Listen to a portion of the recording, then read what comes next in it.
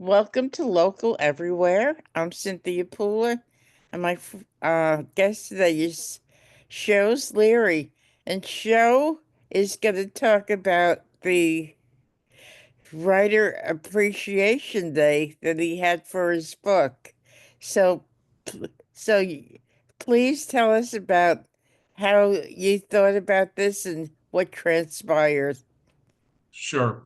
Well, just a refresher, the book is called The Footless Girls of Camp C, Mm-hmm. and I first published it in the beginning of 2024, and it's out on Kindle, paperback, and audio version now, all on Mm-hmm. Amazon or ACX.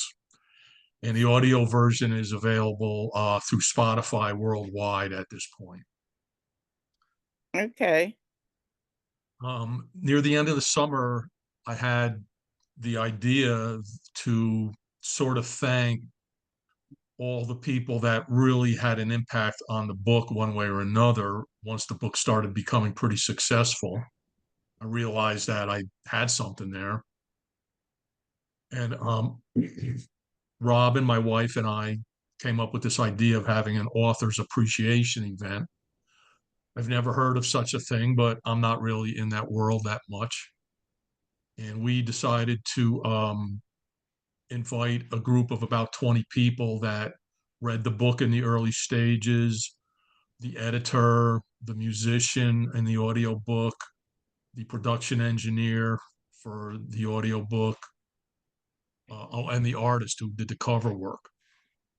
And then we're like, well, instead of just inviting them, let's expand that a little bit more, and let's bring in the people that commented on the book in the early drafts, or Mm-hmm. people who have subsequently read the book in one form or another and have really helped me promote it and have given me great continual feedback and constantly are in contact with me.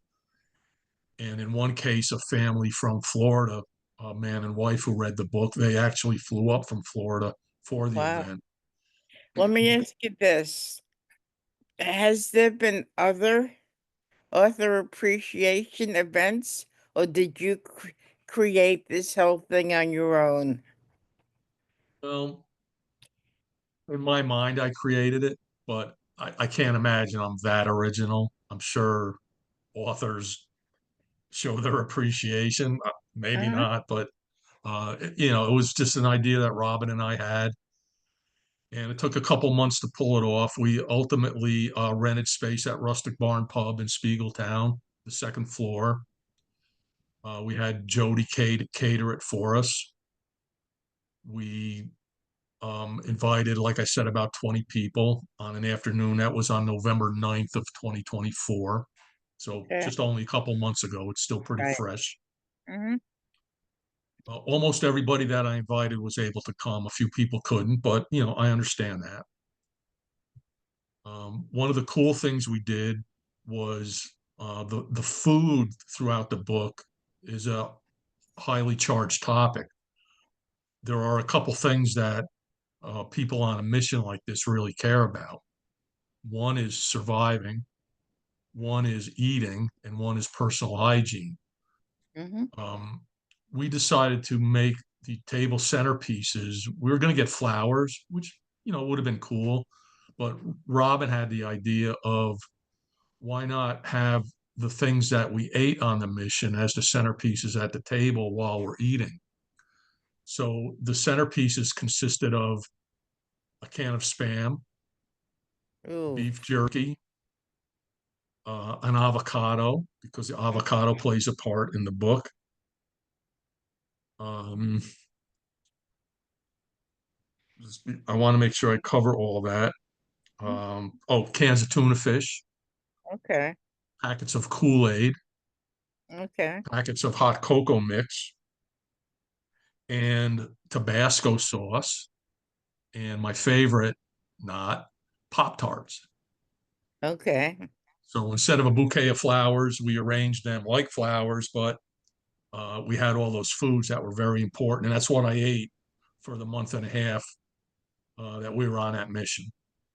So did the people that come, did they enjoy the food, do you think? Well, we didn't eat that food. That was just a centerpiece. Oh, okay. No, we had a catered. Jody made awesome, let's say Hispanic style food on a buffet Okay. that we all enjoyed. But I was totally happy that people took much of the food from the table, not so much because they were hungry, but because it was a memento, I think. Great. Great. So after they ate, were there speakers? Yes. We started off with myself because that sort of makes sense. I gave a short reading from chapter one, which was my first hunting expedition as a 13-year-old boy, and where I learned to crook a deer, which is a running theme throughout the book. Then I had Mike Dubois from Woodstock, New York. He's a very famous graphic artist in the music world. He did the cover art for me. I had Dina Chappelle, who was the editor. She's from Saratoga. I had John Sahowski, who was the musician on the audio book, who provided one song that we played at the end of the book. And we had Joel Patterson, who was the production engineer from Petersburg, who did the all the engineering for the audio version of the book. Mhm. Each of them gave maybe 15-minute conversations, how they met me, how they got involved with the book, and particulars about what they did to help the book along the way. Very grateful that they all were able to show up. They gave wonderful presentations, and I think gave everybody there an insight in really what does it take to write a book. I mean, I didn't Right. know till I did it. You sit at a typewriter for 46 years and you Hmm. type away. Is that all there is to it? If that Right. was a fact, I guess we could all do it. But Right. getting it edited, having cover art is critical, and those people really help make the book the success that it is. Now, did you videotape the whole thing? Yes, in snippets because one long tape is too long. It was 4 hours long. Oh, On wow. my Facebook page, Tool Belt Jedi's, um, if you scroll back to November 9th, 2024, I don't know if this shows up or not, but there's a post. Oh, it doesn't. Oh, there Oh, we go. yeah, it And of is. course, there's tons of photos. I know this doesn't do it justice, but um, there's photos and videos. And the videos are also available on my website, showsleary.com. So if you're interested in some of the details of how the book came to be, either go to Facebook or go to my website, and you can see those people and their little speeches. I bet the interaction between the different people that put this all together, I would think that was kind of interesting. Well, it was because, of course, not everybody knew everybody else. Okay. So, the one thing they had in common was some relationship to me in the book, Right. and everybody had a great time. They got to meet people, they got to tell stories about me, which, were joking to some degree and serious to some degree. But everybody had a great time. The folks that came from Florida stayed for a couple of days. We took them to Cooperstown to the Baseball Hall of Fame the next I, day. They love that. They're great baseball fans, and because they're from the South, they've never had a chance. They've never even been in New York, much less get to go on a nice day trip to Cooperstown. so how far are you from Cooperstown? An hour and maybe a half, maybe a little bit less.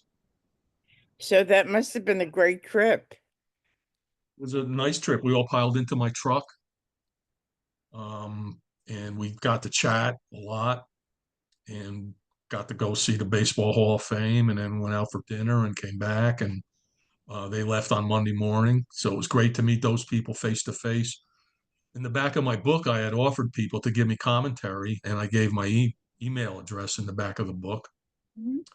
And Jim and Cheryl from Coral Gables, Florida, both read the book, both loved it.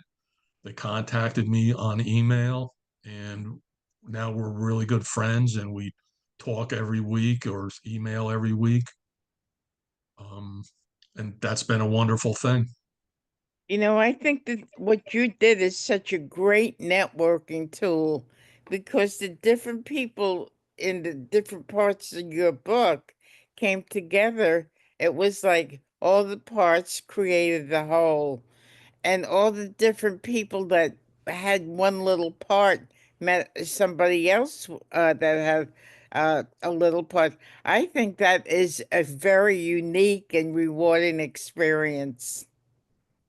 Yeah, and when we first thought of it, we thought it was a good idea, and once we pulled it off, we were thrilled that it all came together, and everybody that pitched in, and having Rustic Barn Pub available to us was a great thing. We love that. Again, I don't think it's anything so original. Perhaps other authors do that, but for me, it was just an idea, and I pulled it off. I never heard of anything like that. I would like to see other authors do what you just did. I think that's really fantastic. Thank you, Cynthia. I appreciate that. So tell us a little bit about how we can get your book and 10 words or less. Can you describe your book? Not 10 words, I'm just joking. Can you describe what your book was about? Sure. In 1972, I tried to join the Marines, and I was getting ready to go to Paris Island, and I ended up hurting myself. And they told me, "No way, get out of here." And I moved on with my life. I got involved more so with music. I went to the Watkins Glen Musical Fest in 1973, and I spent a couple years just working and going to see Grateful Dead concerts for 2 years. Uh-huh. And then in 1975, lo and behold, the Marine recruiter who I had tried to sign up with ran across me at a dojo where I was studying martial arts, and he recognized me. And unbeknownst to me, he started kind of following me and checking me out, and he liked what he saw. And then he showed up at my house one day and began recruiting me for a private army. Um, I agreed to do that. I moved to Pennsylvania first to be a little bit closer to what I didn't know at the time. And then I got a message to report to Florida, which I did. And all of a sudden, I'm on a jet to I have no idea where. We opened the doors hours later, and I'm in a jungle somewhere, and I'm on a military mission. All Vietnam veterans, everyone in the mission except for me was a Vietnam veteran. And these were guys well older than me. I was 21 at the time. These guys were in their 30s and 40s, and perhaps a couple of guys even older. And because I was a new guy and had no military experience, they really figuratively beat on me pretty much, got me in shape, although I was in physical shape. I had no military experience, but I had the desire to fit in, and I learned all my lessons and did what they told me. And we went and we finished off a mission that was out a month and a half in a jungle. Not that I'm the hero of the story by any means. I was just a guy doing what he could do as part of it. But we had an amazing adventure. We rescued a bunch of children that were being held captive and got them to safety. Finished the mission, got back to the camp, the main camp, uh, and got back to Florida all safe. And for a short time, I moved on with my life. And that was all in 1976. Most of the book takes place in 1976. Mm-hmm. It sounds really interesting. So how could how could they get your book if they want to read it? Sure. The book is easily available on Amazon, both on Kindle and in paperback. It's also available on Amazon through ACX, that's the Audible site. Okay. And then if you are in any of the hundreds of sites worldwide that Spotify recognizes, it's available worldwide at this point. Do you have any plans to write another book? Well, right now I'm working on trying to possibly get it made into a movie. Oh, That's where my focus is right now. Um, I'm coming up against, some roadblocks, but if I pulled off this mission, these roadblocks aren't going to stop me. I just got to get it to the right people at the right time. And I continue to do that. I contacting via email all the production companies that I can think of, which is pretty easy because you just watch a movie and it tells you who produced it. And if you right. like the movie, I'm pretty decent on the internet and I can find these companies and send them an email. Hmm. So I constantly doing that. How's that Uh, working out? um, the feedback I'm getting is centers around who are you and why should we be interested? So that's the hurdle I have now. The good feedback I get is that I got to have a lot more reviews on places like Amazon or Goodreads, Okay. places like that. So I do, have a call out to everybody that has read the book that I know about to please write some kind of review because that seems to be very important. Okay. They want to make sure that it's not only selling, which it is, but that people are liking it, Hmm. which they do. I haven't really gotten any negative comments at all. So that's pretty interesting. So if you're lucky enough to find somebody who will produce it, why don't you contact me and we could do a show about that? This see, your book has taken on a life of its own. It kind of has. I mean, I hoped for that, but I also tried to keep myself based in reality that, millions of books are written every day or are published every day. But it's getting some traction. It's been out over a little over a year now. I get royalties every month. That's nice. Good. Um, I'm just promoting it as often as I can. As most people know, I'm a musician, so I'm always promoting it when I'm at my own concerts or open mics or things like that. My all my social media, my two Facebook accounts, YouTube, and my website are, I'm doing all those types of things to get the word out. And like I said earlier, it took me 47 years or 46 years to get the book published. I'm not rushing into things right now. I'm, working hard, working diligently. Thankfully, I'm retired from day to day working. So, besides music, my days involve searching out what to do with my book and hopefully getting Good. it made into a movie. Good. But to answer your earlier question, if I'm going to write another book, there is a story there that I think is interesting. But right now, my effort is on playing out the movie situation until it either, goes in one direction or the other. So, you've been listening to Shows Leary. I'm Cynthia Pooler. This is local everywhere. So, if you like this show, please subscribe to my YouTube channel. Shows, it's been great talking to you again. And it was terrific seeing you at the benefit last week. Yeah. Not that I was surprised to see you because I know you're out and around the Mhm. Albany area all the time, but it was a pleasure to see you. Thank you. Thank you. And good luck with all your websites. I do check in, not your websites, your YouTube channels. Thank you. I do check in. Your two-part interview with Scott Ritter a month Yep. or two ago was very interesting. Thank So you. keep up your good work as well, and thank you for giving me some time. I appreciate this. Thank you. Thank you, shows. Thank you, everybody, for listening. Have a wonderful day.